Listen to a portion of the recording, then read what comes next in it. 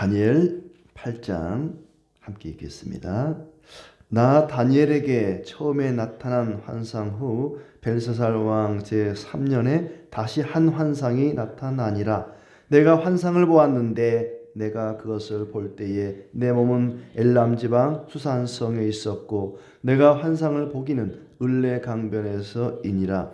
내가 눈을 들어 본즉 강가에 두 뿔 가진 순양이 섰는데 그 두 뿔이 다 길었으며 그 중 한 뿔은 다른 뿔보다 길었고 그 긴 것은 나중에 난 것이더라. 내가 본즉 그 순양이 서쪽과 북쪽과 남쪽을 향하여 받으나 그것을 당할 짐승이 하나도 없고 그 손에서 구원할 자가 없으므로 그것이 원하는 대로 행하고 강하여졌더라.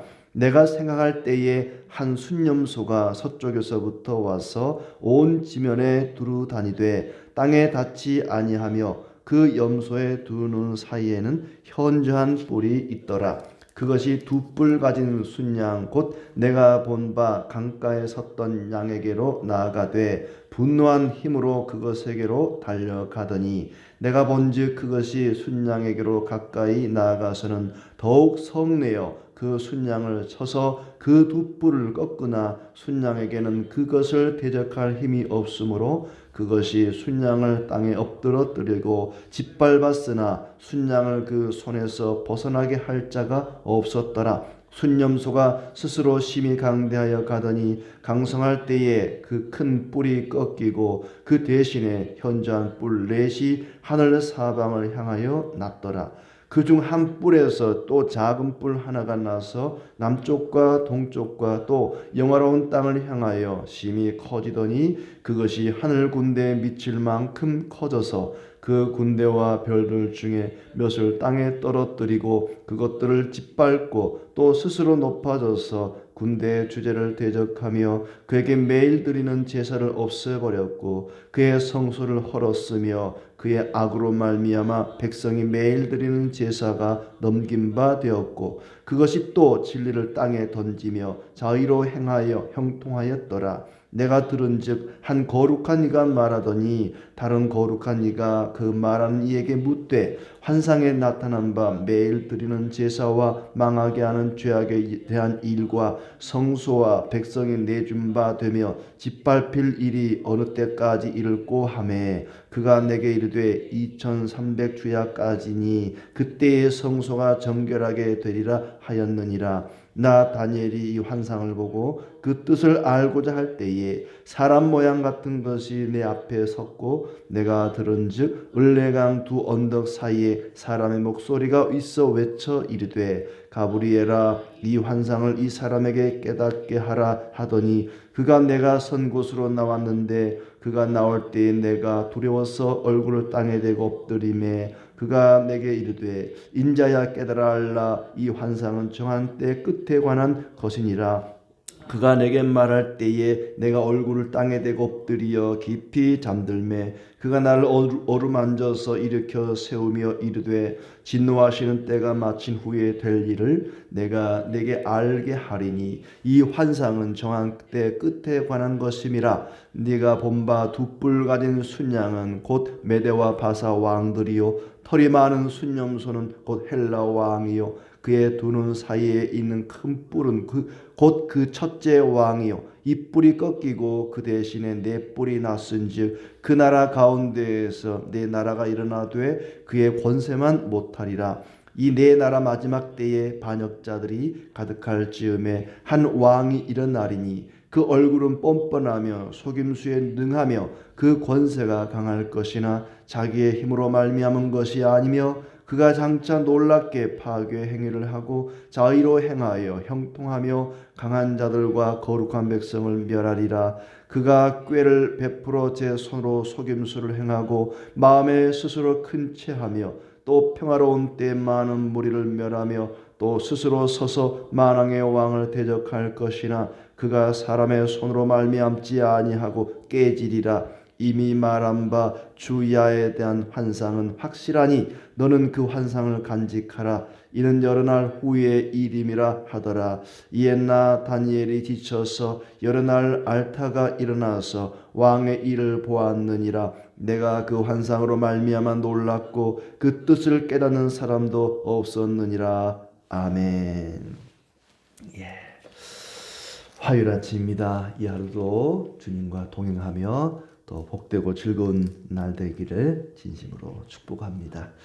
계속해서 환상에 대한 이야기가 이어지고 있습니다. 미래에 일어날 일을 미리 보여주는 그런 환상인데, 우리는 앞으로 미래에 일어날 일을 미리 알면 얼마나 좋을까, 로또 번호도 미리 다 알고 그러면 얼마나 좋을까 싶은데, 다니엘은 미래에 일어날 일을 알고 굉장히 두려워 알아눕게 되었다고 마지막 결론에서 이야기하고 있습니다. 다니엘서는 환상에 대한 이야기가 참 많이 나오는데, 느부갓네살 왕과 벨사살 왕도 환상을 보았고, 다니엘이 그 환상을 해석해 주는 내용이 앞부분에 나왔는데, 7장에서는 다니엘이 직접 봤던 환상, 네 짐승에 대한 환상이었습니다. 장차 메데파사, 바벨론 이후에 메데파사, 헬라 제국, 또 뭐 로마 제국으로 이어지는 그런 장차 일어날 어떤 국제 정세에 대한 이야기였는데, 8장은 똑같은 얘기입니다. 장차 바벨론 이후에 어떻게 될 것인가 하는 것을, 이제 바빌론의 마지막 왕이었던, 뭐 마지막 왕이라고 할 것도 없으니까 느부갓네살 또 뭐 벨사살 이렇게 두 사람이었으니까, 벨사살 왕이 말년에 망하기 직전에 다니엘이 봤던 그런 환상입니다. 8장은 네 짐승이 아니라 두 짐승, 순양과 순염소에 대한 환상부터 시작이 되죠. 1절부터 14절까지는 수양과 수염소 환상, 15절부터 마지막 27절까지는 그 환상에 대한 해석이 나오고 있습니다. 다니엘이 또 다른 환상을 봤다. 그때에 이제 그의 몸은 엘람 지방 수산성에 있었고, 엘람이라고 하는 지방의 수산성, 수산물이 나오는 성이 아니고 성 이름이 이제 수산성인데, 제국이 워낙 넓다 보니까 이 바벨론 황제가 한 곳에만 머물러 있지 않고 이제 날씨에 따라 따뜻한 지역으로 계속 이렇게 옮겨 다니는 거죠. 수산이라고 하는 곳에 또 아마 왕궁이 하나 있었던 것 같아요. 그쪽 성에 몸이 있고, 또 을레강변에서 환상을 보는데, 이게 이제 진짜로 몸이 수산성에 있지 않고, 마치 그 에스겔이 환상 중에 예루살렘을 봤던 것처럼 몸이 들려서 수산성에 가서 을레강변의 환상을 본 게 아닐까라고 추정을 합니다. 그건 그렇게 중요한 부분은 아닌 것 같은데, 그 뒤에 나오는 환상의 내용이 중요하죠. 먼저 순양을 봅니다. 내가 눈을 들어 본즉 강가에, 을레 강가에 두 뿔 가진 순양이 있었다. 두 뿔. 투뿔 한우가 참 인기가 많은데, 두 뿔 가진 순양, 뿔이 두 개인 순양입니다. 그 두 뿔이 다 길었다. 그 중에 한 뿔은 다른 뿔보다 더 길었다. 나중에 난 뿔이 더 길었다. 뭐 실제로는 이러기가 쉽지 않죠. 뿔이라는 게 같이 나고 뭐 길이도 비슷하고 한데, 이 순양에게는 두 뿔이 있는데 나중에 난 뿔이 더 길었다. 요거는 역사적으로 보면은 두 뿔은 메데파사, 메디아, 페르시아 두 제국이 이제 연합해서 바벨론을 물리쳤거든요. 그러니까 지금 다니엘은 바벨론 제국의 마지막 부분에 지금 서 있는 거예요. 그러니까 조만간 이 거대한 제국이 무너지고 메디아, 페르시아가 들어서게 될 것이다. 그게 순양의 두 뿔입니다. 그리고 나중에 난 뿔인 이 페르시아, 바사 제국의 고레스 왕이 더 강하다. 그래서 고레스가 이제 통일을 이루어서 이 페르시아 제국 고레스가 통치하게 됩니다. 순양의 두 뿔. 그 고레스 왕이 얼마나 강력한 힘을 갖는고 하니, 4절에 보면은 그것을 당할 짐승이 없다. 서쪽, 북쪽, 남쪽을 향해 들이받는데 이 두 뿔 가진 짐승 순양을 당할 자가 없고 그 손에서 구할 자도 없어. 그가 원하는 대로 행하고 강하여졌더라. 지 마음대로 세상을 쥐어 흔드는 그런 강력한 힘을 갖게 된다. 고레스 왕이 실제로 역사 속에 그렇게 하죠. 그런데 이제 5절에 보면은 또 다른 짐승인 한 순염소가 나옵니다. 앞에는 순양이었어요. 순놈 양이었는데 여기서는 순염소가 나옵니다. 서쪽에서부터 와서 온 지면에 두루다니되 땅에 닿지 않고 온 세상을만 날아다니듯이 그냥 땅에 닿지 않고 다니는 거예요. 그러면 염소의 두 눈 사이에 현저한 뿔이 있더라. 아주 툭 튀어나온 뿔이 하나 있는데 그것이 두 뿔 가진 순양, 앞에 나왔던 순양, 그에게로 나아가서 분노한 힘으로 순양에게로 달려가서는 순양에게 가까이 나가서 성내어 순양을 쳐서 그 두 뿔을 꺾었다. 순양에게는 그걸 대적할 만한 힘도 없고 누군가 그 순양을 건져낼 그럴 자도 없고 순양을 땅에 엎드러뜨리고 짓밟았다. 그러니까 순양이 먼저 나왔고 나중에 순염소가 서쪽에서부터만 날아다니듯이 와가지고는 이 순염소를 들이받아서 짓밟아 버린 것입니다. 이거는 뭐 앞에 나온 네 짐승보다는 그래도 약간 상상이 가능해요. 그렇죠? 뿔난 염소가 두 뿔난 두뿔 순양을 그냥 넘어뜨리고 짓밟았다. 요거는 이제 알렉산더 대왕을 가리킵니다. 알렉산더가 헬라 제국을 일으켜서 그리스 서쪽에서부터 와서는 이제 메데 파사, 요 해석은 15절부터 나옵니다만은 이제 해석을 보면은 그렇습니다. 알렉산더라는 이름은 나와 있지 않지만은 역사적으로 보면은 이 알렉산더가 아주 강력한 힘으로 나이 20살에 거의 뭐 날아다니는 것처럼 그렇게 온 세상을 휘젓고 그냥 제국을 통일하는 그런 왕이었습니다. 그런데 그도 역시 영원하지 않습니다. 나이 32살에 갑자기 죽게 되죠. 8절에 보면은 순염소가 스스로 심히 강대하여 가더니 강성할 때에 그 큰 뿔이 꺾이고 그 대신에 현저한 뿔 넷이 하늘 사방을 향하여 났더니 헬라 제국 알렉산더가 망하고 이제 네 개의 나라가 일어난다. 그 중에 한 뿔에서 작은 뿔이 나서 남쪽 동쪽과 영화로운 땅을 향해서 심히 커졌다. 하늘 군대에 미칠 만큼 커져서 군대와 별들 중에 몇을 떨어뜨리고 짓밟고 스스로 높아져서 군대의 주제를 대적하고 제사를 없애고 성전을 헐고. 이건 이제 역사 속에 안티오쿠스 에피파네스라는 왕인데 이 사람이 이제 오늘 이 8장의 어떤 악한 왕 중에 핵심 인물로 소개가 되고 있는 겁니다. 여기 보면 이제 영화로운 땅을 향해서 심히 커졌고 또 하늘 군대 대주제를 대적했고 하나님을 대적하고 또 이스라엘 백성들의 제사를 하나님께 드리는 제사를 없애고 성전을 헐고 아주 그 이스라엘 백성들을 괴롭혔던 그런 악랄한 왕이 이 안티오쿠스 왕이다 하는 것이 이제 뒤에 나옵니다. 이름은 안 나오지만 그 왕을 가리킨다고 할 수가 있겠죠.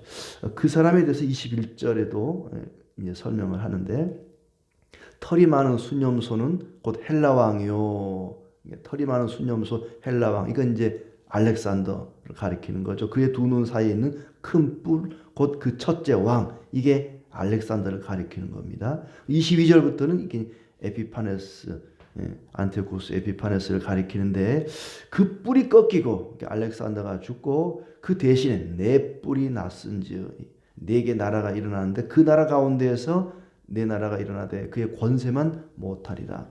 이 네 나라 마지막 때 반역자들이 가득할 즈음에 한 왕이 일어나리니 그 얼굴은 뻔뻔하며 속임수에 능하며 그 권세가 강할 것이나 자기의 힘으로 말미암은 것이 아니며 그가 장차 놀랍게 파괴 행위를 하고 자의를 행하여 형통하며 강한 자들과 거룩한 백성을 멸하리라.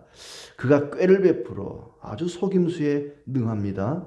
또 마음속으로 교만하고 평화로운 때 많은 무리를 멸하고 만왕의 왕을 하나님을 대적한다. 그러나 사람의 손으로 말미암지 않고 깨지리라. 사람의 손이 아니라 다른 손, 하나님의 손에 의해서 그가 망하게 될 것이다.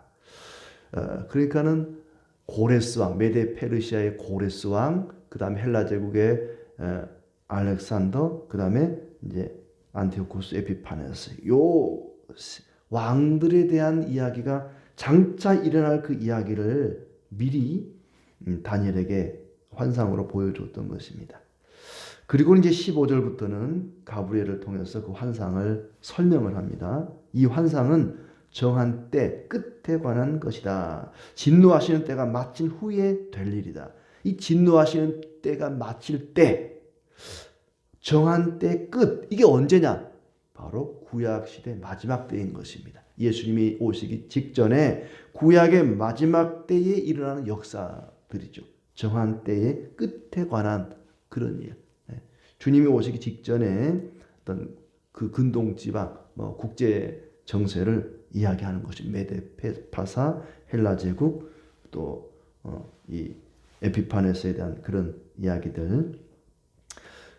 특히 이제 아까 25절 읽은 것처럼 그가 이 안티쿠스가 속임수와 교만으로 많은 무리를 멸하고 만왕의 왕 하나님을 대적하고 그러나 사람의 손이 아닌 하나님의 손에 의해서 깨지리라. 그러면서 마지막에 이 환상을 간직하라. 26절에 너는 그 환상을 간직하라. 이는 여러 날 후의 일임이라 하면서 다니엘에게 이 환상을 기억하라. 그런데 다니엘이 27절에 보면은 이에 나 다니엘이 지쳐서 여러 날 앓다가 일어나서 그렇습니다.